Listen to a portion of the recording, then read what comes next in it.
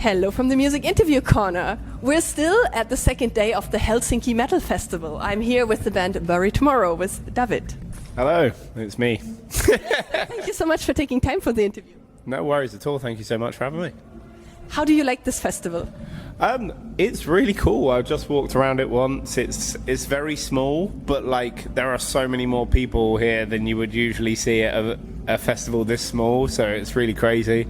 Hopefully they like us.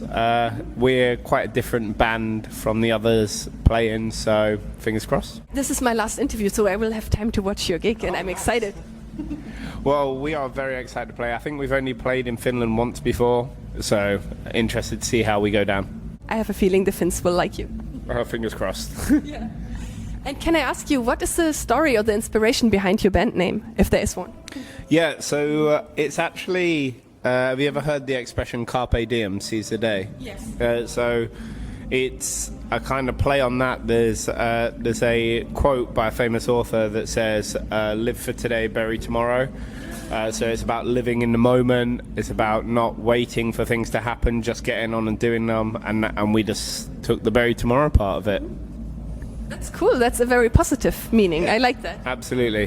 We kind of live our band by that mantra in trying to live for the moment and be present and in it. Did you ever read the book The Power of Now by Eckhart Tolle? I haven't, no, but... Kind of the same, I bet. Maybe we should send Eckhart Tolle a link to your music. Yeah, maybe. Yeah, I've heard of this book, but I've never read it, unfortunately. Because it's about being... I'm just reading it and I like it. It's about being present in the moment, and because you only have the now. Because next second, the now is already, Yeah, there's this whole dichotomy between people talk about past me, future me, present me, and a lot of people will look at the world where they are annoyed with themselves in the past for doing things, when actually it's your present that affects your future self. So you need to almost think of your future self like a child that you want to do things right for the future, so that when you get there you can thank yourself for doing it. Yeah, that's a wonderful outlook. Yeah. And also, if you keep always ruminating about the past, you're kind of ruining the present for you. Yeah, unless you believe that string theory is possible to traverse, then we can't change the past, but we can change the future. You can change every aspect of your future. Do you believe in multiple dimensions, like the multiverse? Yeah, I think you're a bit stupid not to believe in multiverses, parallel universes. It's all there, and I think that as a concept of time and the understanding of time, I think that realistically it's more plausible than it is implausible. Yeah, it totally fascinates me so much, and I totally believe in it. Absolutely. Oh yeah, and we should maybe also talk about music. But this was so interesting. Yeah. So your 7th album was released this year in March. It's called The Seventh Sun. That sounds also a bit like multiverse and goes in this direction. What was the inspiration for this title and for the album? It's kind of exactly that. We were this is our 7th time round the sun in terms of an album cycle, and we were thinking of it in terms of cycles, and a solar year is one thing, but for us this is almost like the 7th cycle of our band. So for us, we like to think of it like it's our next time round the sun, our next go at doing things differently. So do you have a favorite song on The Seventh Sun? Yeah, I think my favorite personally is Wrath. I think it's maybe the most emotional song we've ever done. And the first time I heard it, Tom blew me away on it, and it changed. Yeah, it's very powerful. Yeah, it's my favorite track on there. Cool, and you have also a very interesting music video for Abandon Us. Yes. Can you tell us more about that? Who had the idea, for example, and where did you film it? So I kind of like to create the visual concepts, like the Dorse and Ed and Tom and Dan do a lot of the musical aspects, and I do a lot of the visual concept for each record. My idea was to kind of have this idea that nature wasn't just nature, it was its own deity, kind of like Gaia, but a little bit more sinister, and how, the paradox where AI the first thing it would do if you asked it to save humanity would be to destroy humanity. Humans destroy the nature and the planet. Yeah. So therefore, I like to spin that on its head and make it more universalismly based in terms of this deity and humans, again, trying to do the thing that they do wrong, which is, yes, you have a nature-based deity that's trying to stop a hunter taking one of its lives, but by the same token, you've got these human beings trying to harness the power of something they don't understand of. So ultimately, everyone comes to their own demise. I didn't expect this interview to be so philosophical, but thank you. It's very interesting. I really enjoyed that. Thank you. No worries. You have a very busy tour schedule this year. Yes. You'll be in the UK, France, the US, and Australia.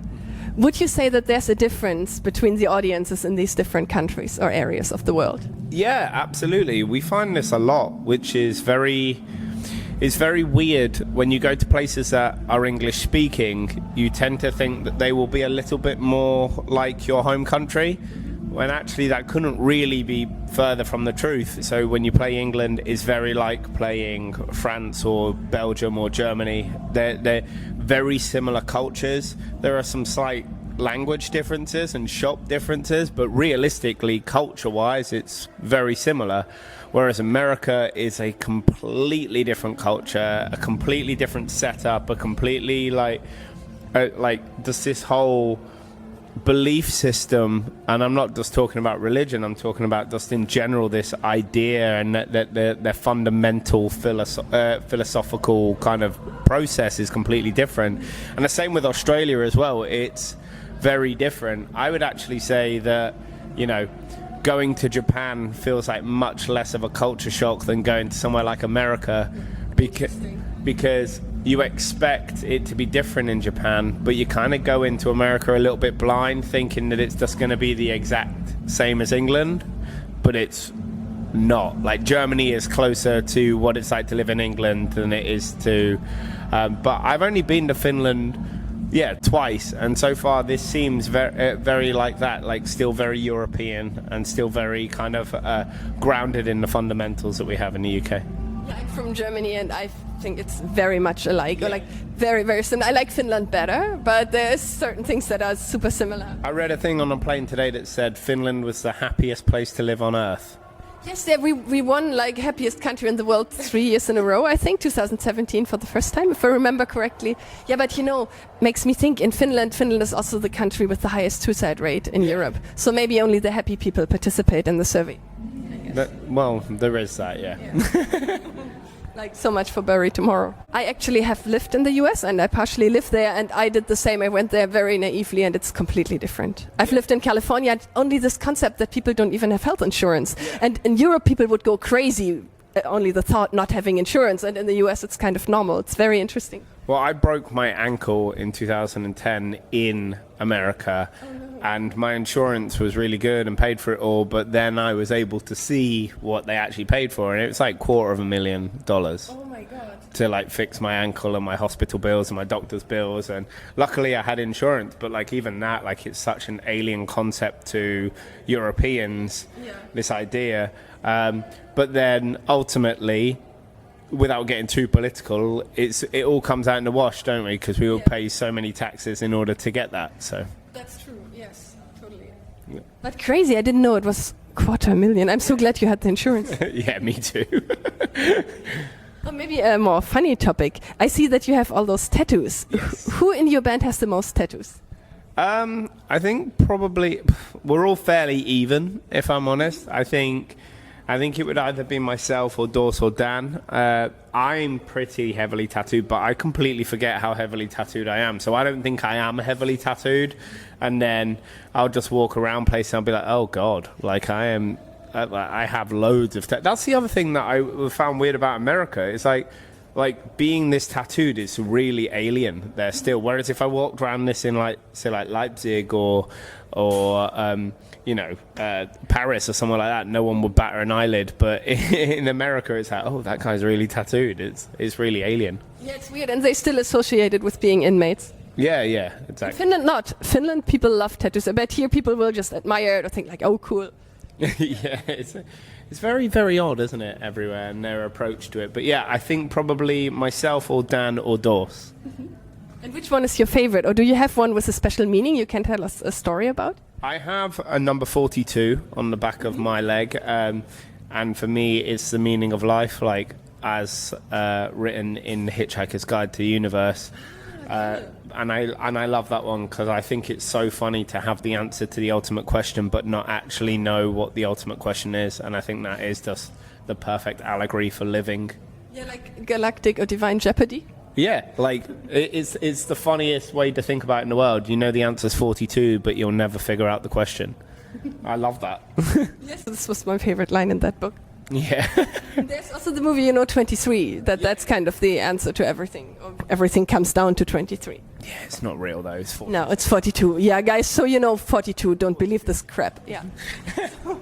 Oh, and what do you like most about each of your bandmates? And are there things you don't like because they're not here? You can tell me. No, I'm very blessed that I'm in a band with 6 dudes who share the same vision and the same kind of outlook on life, and we're all into very, very different music, but we're all bonded by the same one genre, which is metalcore, which is what we've wanted to play from the beginning. So for us, we are very lucky that we all share the same vision. I am the least talented member of our band, and everyone else is top tier. So I love being in a band with guys that make me look good. This is Timo Kotipelto from Stratovarius said the same about himself. And I think when people say that, they are probably like really modest and still very talented. No, I play bass in a metalcore band. I don't know if any of you guys know, but it basically involves playing 3 chords repeatedly in just different patterns.